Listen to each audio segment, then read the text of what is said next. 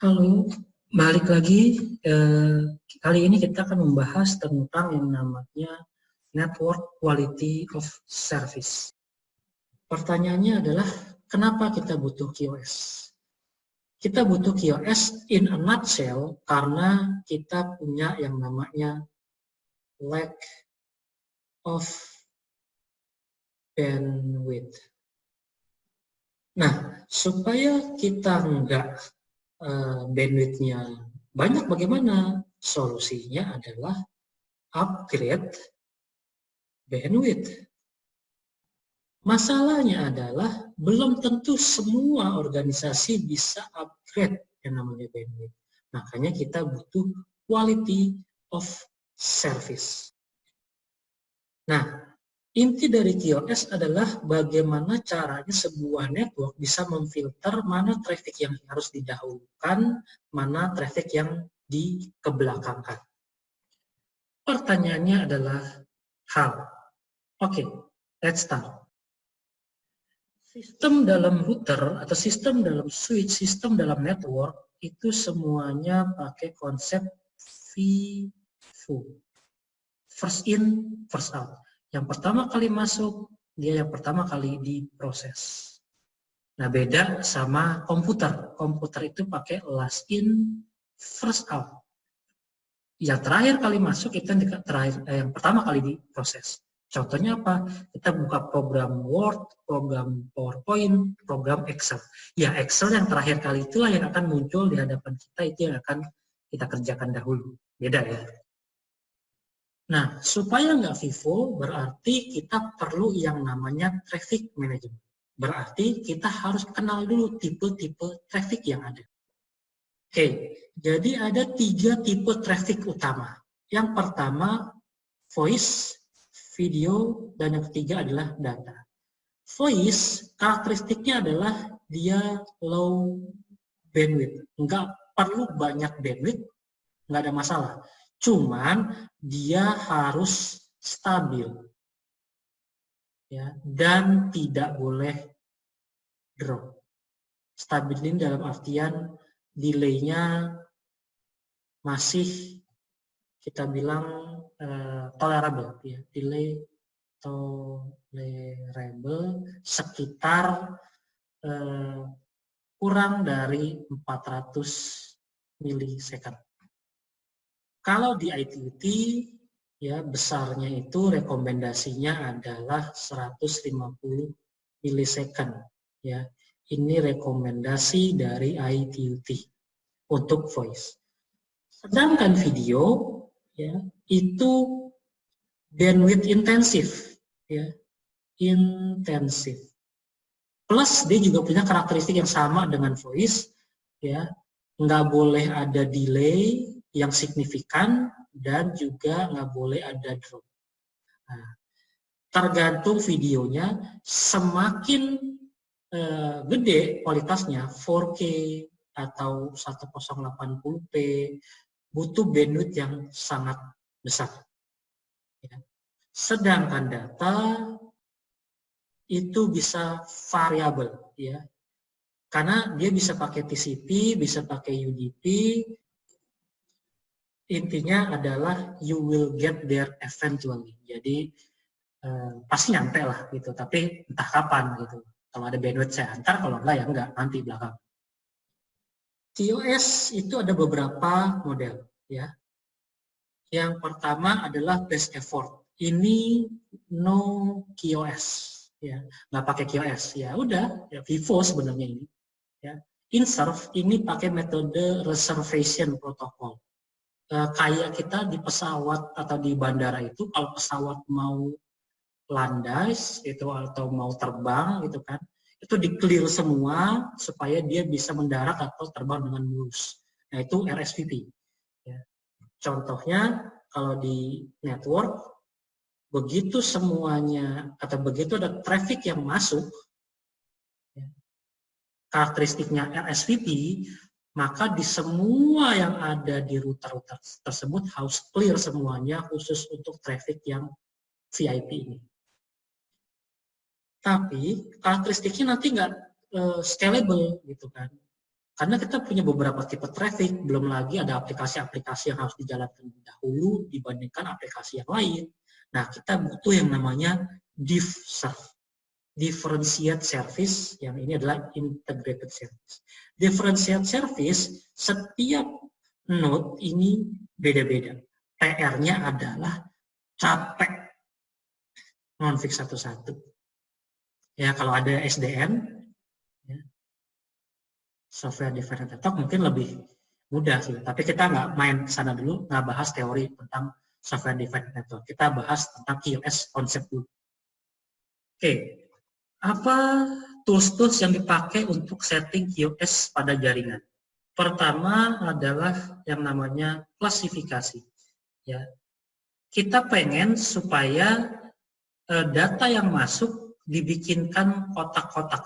Ya, ini kotak voice, ini kotak data. Jadi traffic yang masuk ini, apakah dia masuk ke voice, apakah dia masuk ke data, apakah dia masuk ke video, itu kan masuknya ke kotak-kotak tersebut. Itu disebut dengan klasifikasi. Nah, kalau sudah diklasifikasi, ya, kotak-kotak ini akan dibikinkan yang namanya nomor atau priority number. Jadi bisa saja traffic yang masuk ke router akan dibikinkan semacam keranjang-keranjang seperti ini. Keranjang yang satu masuk ke sini, keranjang 2 masuk ke sini, keranjang 3 masuk ke sini. Nah, keranjang ini akan dikasih nomor 5, dikasih nomor 4, dikasih nomor 3. Inilah yang disebut dengan marking. Ya, tujuannya adalah buat skala prioritas. Ya, semakin tinggi nomornya, semakin diprioritaskan untuk didahulukan di proses. Yang ketiga adalah namanya congestion management atau yang disebut dengan queue. Karena yang namanya router itu punya hardware queuing, ya, dan juga software queuing. Ya, hardware queuing itu masuknya FIFO, ya. Ketika FIFO di sini penuh, dia akan masuk ke software queuing, artinya ada buffer, istilah lainnya. Nah, buffer inilah yang kita bisa utak-atik. Kalau yang sudah masuk ke hardware ya nggak bisa itu. Yang di software ini, yang di RAM ini yang kita bisa utak-atik. Tapi ada kalanya software queuing pun penuh, ya. Kalau penuh, gimana caranya kita bikin congestion avoidance? Artinya, kalau misalnya ada traffic yang masuk, ya, sedangkan dia VIP atau traffic yang penting, nah traffic yang lagi ngantri di buffer itu akan beberapa dibuang supaya makes way, supaya si traffic yang legitimate bisa ikut antri. Contohnya begini, kita punya loket, tiket karcis misalnya untuk ke bioskop. Di sini ada antrian yang sudah ada tali. Nah, ini yang disebut dengan hardware queuing. Ya, ini FIFO. Nah, di tempat yang sama, ini ada sistem antrian. Nah, ini adalah software queue alias buffer. Kalau buffernya penuh, tiba-tiba ada traffic yang masuk, misalnya voice masuk, berarti salah satu di row belakang ini, ya, sudah di marking namanya DE, discard eligible, ya, bakal ditendang. Alias Anda boleh masuk, tapi kalau ada traffic yang penting, Anda siap-siap ya ditendang. Nah, itu adalah konsep dari congestion avoidance. Nah, selanjutnya ada namanya pulsing, ya, cut off traffic. Jadi anggaplah kita punya 1 Mbps, ya, kita limit 512 Mbps. Nah, ketika dia sudah sampai 512 Mbps, sudah sampai limitnya, dia akan di drop. Ya, biasanya sampai setengah. Ya, di drop lagi, di drop lagi. Ya, polishing ini introduce drop. Ya, introduce drop. Tapi nggak ada delay. Ya. Nah, kalau traffic shaping atau shaping itu sistemnya sama nih, misalnya kita limit jadi 512 kbps, dia sistemnya begini. Nah, dia tidak ada drop, tapi introduce delay. Itu di shaping. Nah, kalau kita lihat, kita coba belajar yang namanya classification. Syaratnya adalah sebuah gateway tersebut harus punya fitur untuk mengenali aplikasi yang jalan di dalamnya. Kalau di Cisco namanya NBAR, Network, ya, Network Based Application Recognition. Nah, klasifikasi berarti contoh kita bilang class map, voice class, match protokol FTP. Karena FTP ini yang kita mau bikin kotak. Ya, jadi ketika traffic masuk ke router, ya traffic itu akan dibikinkan kotak. Namanya VoIP. Ya. Ketika didetek sama router, dia mengenali bahwa ada traffic RTP, maka dia akan masukkan ke VoIP. Catatannya itu, si gateway-nya atau si routernya atau si switch-nya harus punya fitur untuk mengenali aplikasi atau layer 7 aplikasi untuk bisa ditaruh di masing-masing kelas-kelas yang ada. Nah, kita punya kelas namanya HTTP class, HTTPS class. Semua traffic HTTP akan masuk ke kotak HTTPS. Ya, kita bisa setting ya dari IP mana, pakai protokol apa, masuk ke kelas HTTP class. Jadi syaratnya itu, router harus bisa mengenali. Kalau routernya hanya bisa setting traffic IP doang, ya nggak bisa di QoS-in, gitu kan, karena nggak bisa klasifikasi. Nah, selanjutnya ketika kita sudah punya kotak-kotak, kotak VoIP, kotak HTTPS, gitu kan. Nah, kotak ini mau diapain? Ini hanya nyemplungin semua traffic FTP ke VoIP, ke traffic HTTP, ke HTTP, kotak HTTP, that's it, gitu kan. Nah, kita perlu kasih marking.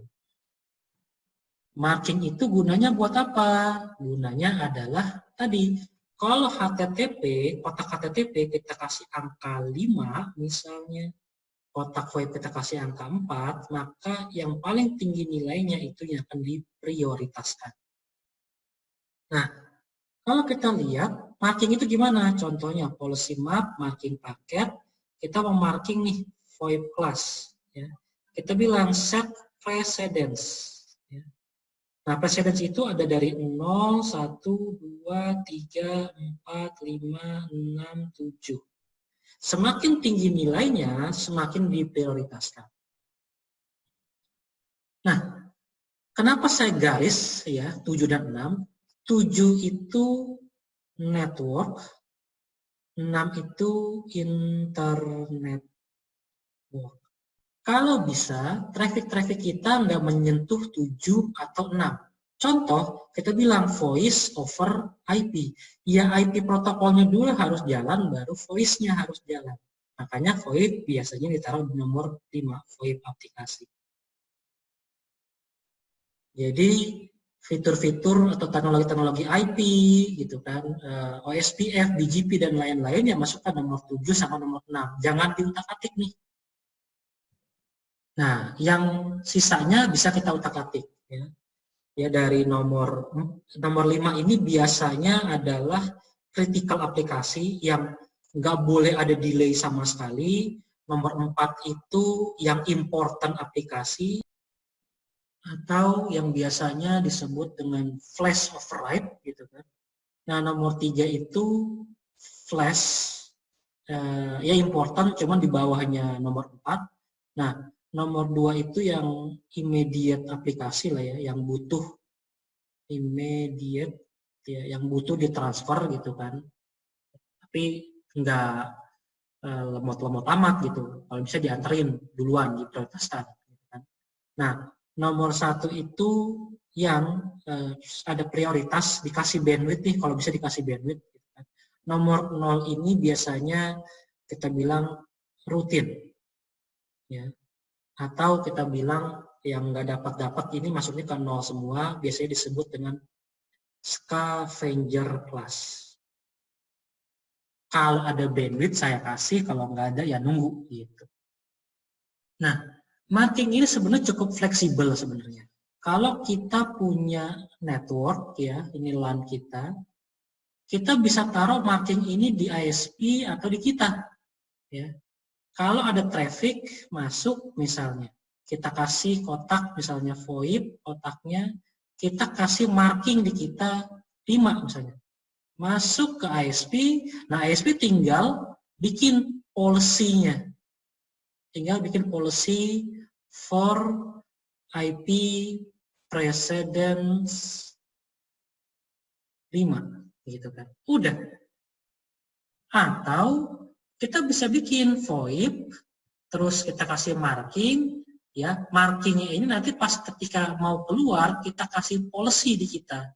Berarti semua QoS-nya ditaruh di kita. Silakan kalau ntar kita kuat misalnya. Tapi kalau enggak, kita tempel aja, traffic masukin, cemplungin ke otaknya VoIP misalnya, traffic VoIP, kita marking 5 misalnya di sini. Nah, anterin aja ke ISP, nanti ISP tahu nih untuk IP precedence 5 mau diapain, IP precedence 4 mau diapain gitu kan. Nah, itu sefleksibel itu sih sebenarnya. Jadi teknik-teknik yang sekarang saya jelasin ini masuknya ke DiffServe ya. Saya akan jelasin yang ini aja ya. Karena yang paling fleksibel dan yang paling repot karena setiap node punya settingan sendiri-sendiri. Nah, selanjutnya kita masuk ke congestion management gitu kan. Kalau kita nggak pakai congestion management, sistemnya ya pasti FIFO ya, alias best effort. Nah, ada lagi yang disebut dengan priority queuing. Ya, priority queuing itu kita punya bandwidth. Ya. Nah, ini ada jalur busway. Ya, VIP traffic. Silahkan semua pakai data-datanya, pasang di sini, gitu kan. Boleh nih kalau lagi nggak dipakai. Tapi ketika busnya datang, kalian semua harus minggir. Ya. Nah, itu adalah priority queuing. Buat VoIP cocok, tapi untuk data kurang cocok karena lagi ditransfer, lagi di download tiba-tiba putus karena ini traffic hanya buat priority queuing, gitu kan. Nah, kalau begitu kita pakai yang namanya custom queuing. Custom queuing berarti setiap kelas, ya, setiap klasifikasi punya bandwidth sendiri. Misalnya VoIP punya 25%, video punya 25%, ya, data punya 10% misalnya. Jeleknya dari custom queuing adalah mereka masuknya round robin. Ya, kalau lagi congested, voice nggak bisa didahulukan, gantian tetap. Ya, kalau ini kan nggak nih VIP traffic nih. Nah, gini nih. Berarti kita pakai yang namanya weighted fair queuing. Ya, sistemnya based on rarity. Ya. Contoh, trafficnya data terus. Kan void nggak jarang-jarang tuh, gitu kan. Begitu nelpon juga paling 5 menit selesai, gitu kan. Nah, ini cocok nih, weighted fair queuing, di weight trafficnya. Ini tetap aja jadi masalah sebenarnya, karena kalau datanya rare, voice-nya lagi jalan, terus begitu datanya masuk, voice-nya ditendang. Nah, ini kan repot, gitu kan. Karena data dianggap rare. Ada lagi gabungan dari custom queuing dan weighted fair queuing yang disebut dengan class based weighted fair queuing. Ya, setiap kelasnya punya bandwidth sendiri-sendiri sudah dialokasikan, gitu kan. Tapi tetap aja berdasarkan parity. Jadi tetap kurang cocok. Nah, yang paling cocok adalah kalau di Cisco ada namanya low latency queuing. Jadi sistemnya adalah kita punya priority queuing seperti di sini, ya. Kalau pakai priority queuing, ada VIP traffic, sisanya di sini pakai FIFO. Ya, rebutan-rebutan ya di sini. Kalau di low latency queuing, kita punya VIP traffic, sisanya pakai CBWFQ. Mereka punya bandwidth sendiri-sendiri, tapi berdasarkan rarity, kecuali voice, mereka nggak kenal rarity. Nah, ini adalah konsep dari congestion management. Nah, congestion management itu mainnya di software queuing, ya, di sini software queuing alias buffer. Nah, yang sudah masuk ke antrian loket ini ya udah nggak bisa diganggu gugat gitu. Yang pertama yang masih dilayani, yang kedua di luar dilayani, yang ketiga dilayani. Ini hardware queuing. Ada kalanya kita sudah pakai priority queuing gitu kan, udah pakai low latency queuing, tetap aja lemot. Karena apa? Buffernya sendiri alias RAM-nya penuh, gitu kan. Nah, solusinya gimana? Nah, ada yang di mark DE namanya. Mark DE. Apa itu? Discard eligible. Berarti tempat duduk yang terakhir ini silakan di tempat dudukin, cuman kalau ada traffic voice datang, nah, ini akan ditendang, salah satunya. Teknik tersebut disebut dengan random early detection. Nah, kalau kita pengen berdasarkan rarity, berdasarkan jarangnya dia masuk, kita bisa pakai wait random early detection. Atau kadang disebut dengan namanya tail drop. Kalau kita lihat di sini, ini adalah IP header. Di IP header ini ada type of service. Jadi sebenarnya ada dua sih sebenarnya. Kalau di layer 2 header, ada namanya class of service, disebut dengan COS. Kalau di layer 3 yang sekarang, namanya adalah type of service. Ya. Ini settingan IP precedence-nya ada di sini semua sebenarnya. Ya, buat QoS siapa yang diprioritaskan. Nah, bagusan mana layer 2 apa layer 3? Nah, ingat fundamental dari networks. Layer 3 header, ya layer 3 header itu tidak akan ganti kecuali pakai NAT. Kalau layer 2, setiap hop pasti ganti-ganti alias pasti COS-nya ganti-ganti. Nah, kalau kita pengen dari ujung ke ujungnya seragam, stabil, ya pakailah TOS alias IP QoS itu lebih bagus daripada layer 2 QoS. Kapan layer 2 QoS digunakan? Kalau kita pakai voice over IP, ingin diprioritaskan dibandingkan komputer, misalnya di switch-nya. Di sini ada voice over IP, di belakangnya ada PC. Traffic PC apa traffic voice IP duluan yang didahulukan? Nah, itu kita bisa setting seperti itu.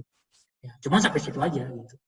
Namanya disebut dengan trust boundary. Nah, kalau kita lihat tadi kita bahas tentang yang namanya IP precedence. Ya. Kalau IP precedence itu nilainya 0 sampai 7. Apa yang terjadi kalau kita misalnya kita punya traffic FTP. Kita setting 3. Nah, HTTPS kita setting marking 3 juga. Kalau masuk ke satu router, congested, traffic ada marking 3 dan ada 3 juga, yang mana yang didahulukan? Ya, tadi masuknya balik lagi ke FIFO. Nah, supaya nggak seperti itu, kita perlu yang lebih detail daripada IP precedence. Nah, yang lebih detail adalah namanya differentiate service code point. Jadi, kalau kita mau, kita bisa pakai IP precedence 0, ya, CS 0. IP precedence 1, namanya class selector 1. Ini di DSCP. Ya, kalau kita mau. Ini kayak formatnya IP versi 4, ini kayak formatnya IP versi 6. Lebih detail, lebih canggih. Gitu. Tapi kalau kita mau, kita nggak pakai seperti ini. Kita pengennya kan ada yang diprioritaskan nih. Nah, kita pakainya namanya expedited forwarding dan assured forwarding. Ya. Expedited forwarding itu adalah CS5. alias 5 kalau di IP precedence. Nah, kalau AF, kita bisa bikin AF 31 untuk FTP, AF 33 misalnya, atau 32 untuk HTTPS misalnya. Nah, assurance forwarding ya ada seperti ini, ada angka di belakangnya. Apa itu angka di belakangnya? Angka di depan ini adalah precedence-nya, precedence ya, nilai value-nya 3 berarti. Angka di belakang ini adalah drop rate-nya, drop probability-nya.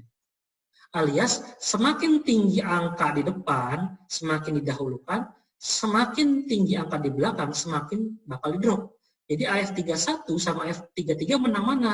AF31. Karena kalau connected ini akan ditendang. Ya. Pusing nggak? Ya, bukan saya yang bikin soalnya. Harusnya 33, 13 semakin tinggi angkanya, semakin didahulukan dan semakin diprioritaskan. Gitu kan. Tapi masalah bukan saya bikin. Oke. Itu dulu dari saya. QoS, sebenarnya QoS itu banyak ya. Kalau kita mau memprioritaskan satu traffic dengan traffic yang lain, ya kita bisa skala prioritas, kita bisa pakai hierarki yang token bucket kalau di Mikrotik, gitu kan. Kita bisa install di yang namanya queuing tree atau simple queue, yaitu terserah gitu. Nah, mungkin ada pertanyaan, kalau misalnya bandwidth-nya sudah di QoS-in, sudah congestion management, sudah congestion avoidance, sudah semua tools dari QoS sudah diimplementasi, tapi tetap lemot, gimana? Ya ganti ISP atau upgrade bandwidth.